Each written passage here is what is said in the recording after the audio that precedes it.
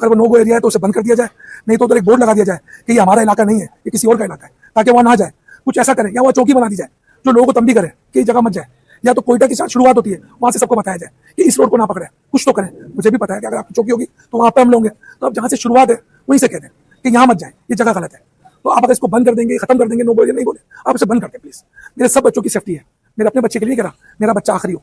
मैं आपसे भी अपील करूंगा और पूरी दुनिया से अपील करूंगा, ये मेरा बच्चा आखिरी हो। अस्सलाम वालेकुम जी नाज़रीन, अज के विलाग दे विच मैं तुहाडे नाल एक इंतहाई अफसोसनाक वाक़या जिहड़ा 26 जून नूं बलोचिस्तान दे विच पेश आया कि उहदे विच आ तुसीं जोड़ा देख रहे हो ते दो बच्चे ने इन्हां दे लै के ते सैर सपाटे वास्ते बलोचिस्तान जांदे ने ते वापसी ते जदों उत्थे रह के 5-6 दिन वापस आंदे ने रात दे टाइम ते रास्ते दे विच कुछ नामालूम अफराद जिहड़े ने इन्हां नूं गोलियां दे नाल छलनी कर दिंदे ने। जदों इन्हां ते गोलियां बरसाईयां जांदियां ते जिहड़ा इन्हां दा वालद दा बेटियां दा मर जांदा मौके ते और मां जिहड़ी आ शदीद जख्मी हो जाती है और बेटियां जिहड़ियां मुजजाना तौर दे उत्ते अल्लाह ताला ने उन्हां नूं खराश भी नहीं आन दित्ती, बच जांदियां।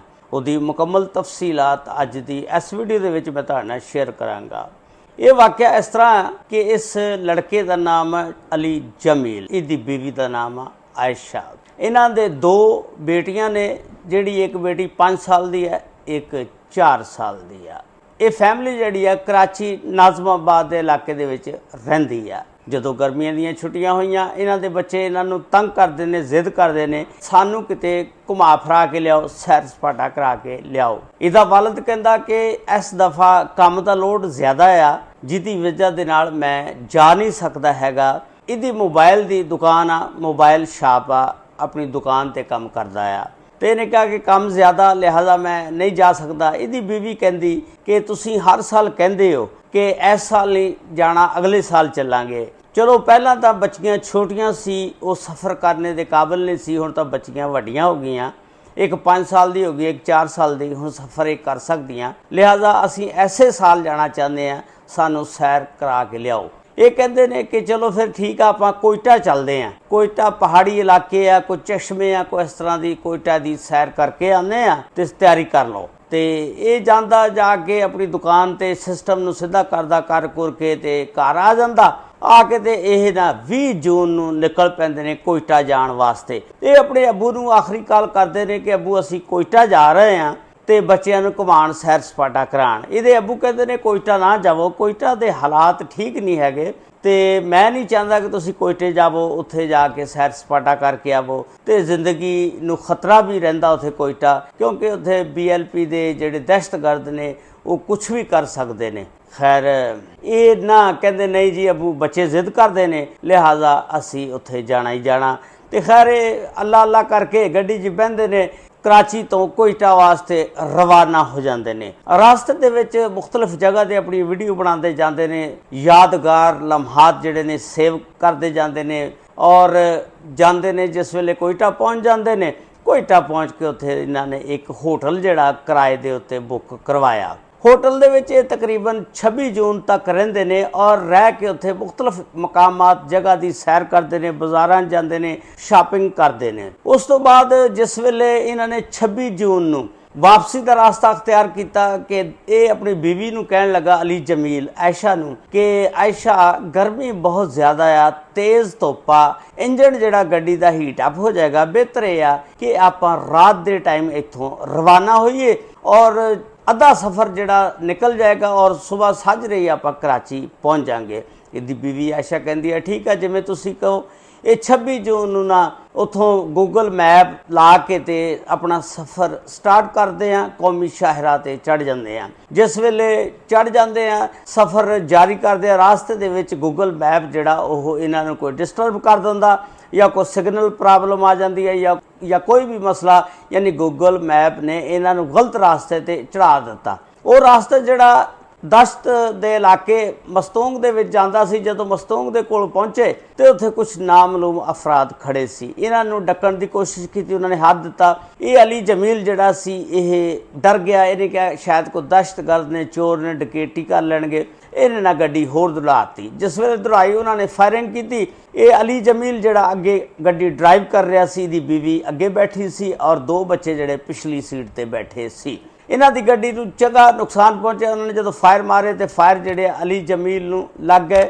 एक फायर सीने विच लग्या, एक फायर पैर दे उत्ते लग्या ते 2 फायर जिहड़े ने ढिड दे उत्ते लगे।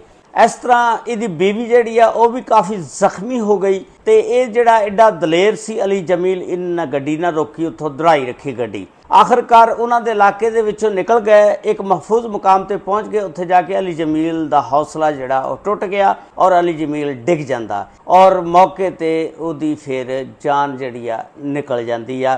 उस तो बाद ये गड्डी जदों रुकदी, उत्थे आंदे जांदे राही रुकदे ने। इहदी बीवी ने किसी नूं कहा, एक बंदा अल्लाह दा को रुक, उन्हें फिर पुलिस नूं कॉल की। पुलिस जिहड़ी आ मौके ते आ जांदी आ और फिर इन्हां नूं चुक के ते संडेमन हस्पताल पहुँचाया जांदा।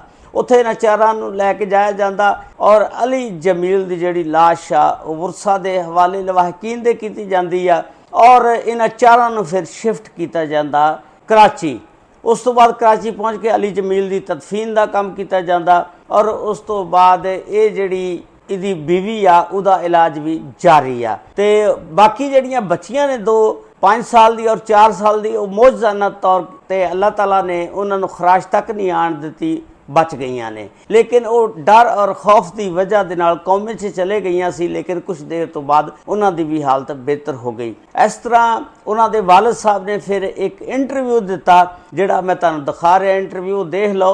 उस इंटरव्यू दे विच ओह कह रहे सी कि खुदारा साडियां एजेंसियां, साडी हुकूमत, साडी पाकिस्तान दी फौज नूं चाहीदा कि जिहड़ा इलाका खतरनाक आ उत्थे लिख के बोर्ड लाना चाहिए ताकि नो गो एरिया, उत्थे लोग ना जा सकन। ते खुदारा इत्थे जिन्ने भी कब्जा ग्रुप ने, अगर फौज चाहे तो इन्हां नूं दौड़ा सकती आ और कब्जा छुड़ा सकती आ। मैं इल्तजा करांगा कि मेरा ये बेटा जिहड़ा आखिरी बेटा होवे जिहड़ा इत्थे मरिया, अगली दफ़ा इस तरह का इत्थे वाक़या ना होवे। हुकूमत नूं इत्थे जरूर एक्शन करना चाहिए, एक्शन लेना चाहिए ताकि किसी माँ का होर बेटा जिहड़ा ओह ना इस दुनिया तो जा सके। मेरा बेटा आखिरी होना चाहिए, ये मैं पैगाम दिना। तो इस तरह एक कोयटा जिहड़ा दहशतगर्द की अलामत बन गया आ, उत्थे दहशतगर्दी बड़ी हुंदी आ। ते कोयटा वगैरह दे विच सैर सपाटा जिहड़ा वो करन नहीं जाना चाहिए, जिथे